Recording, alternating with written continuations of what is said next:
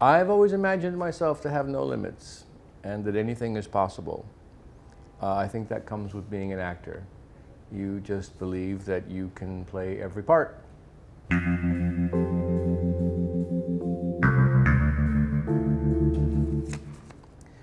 Dale Cooper or Orson Hodge?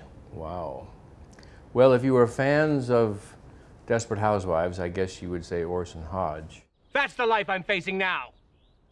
Having to ask people for help, for everything. Do you know how hard that is?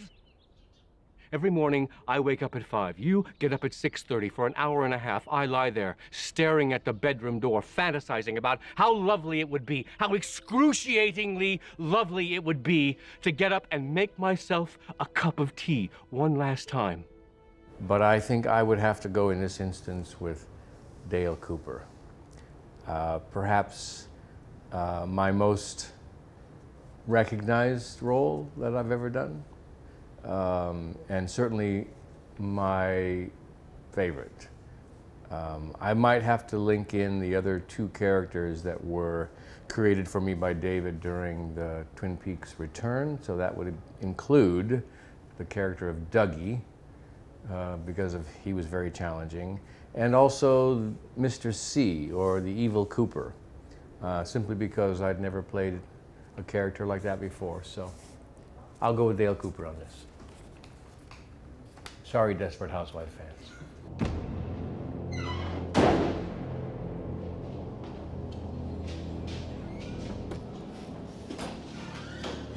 What's going on?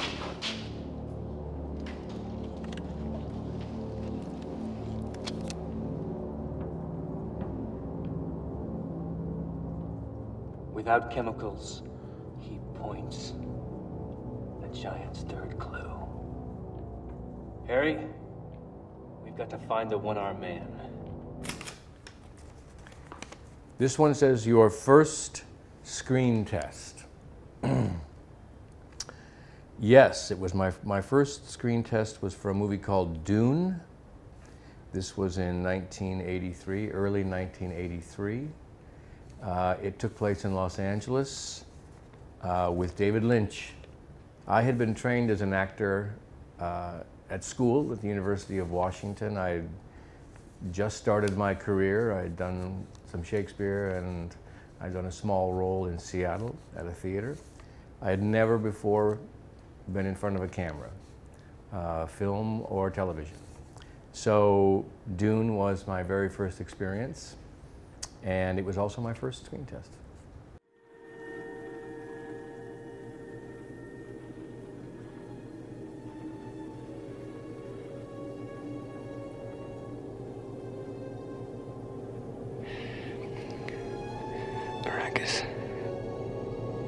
Dune. Desert planet.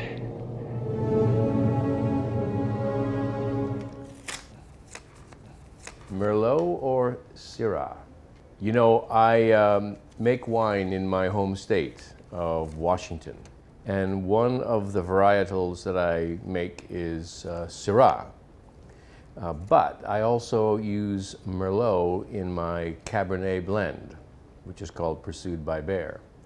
So I might have to say Merlot and Syrah.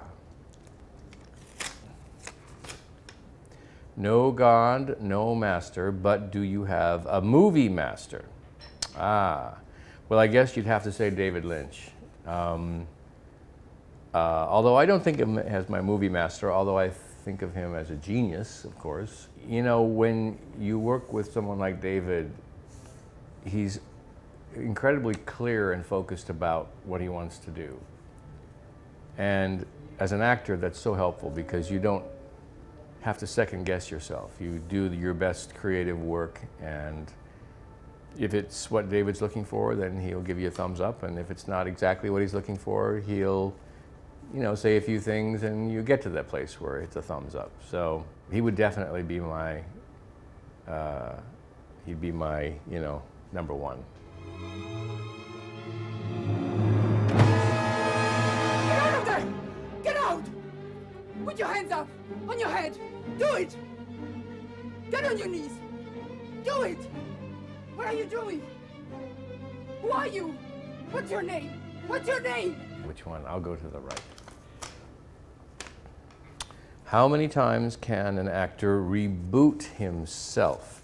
I always think that as actors age, as we grow older, have a greater inner knowledge of what we can do. And I also think it depends on how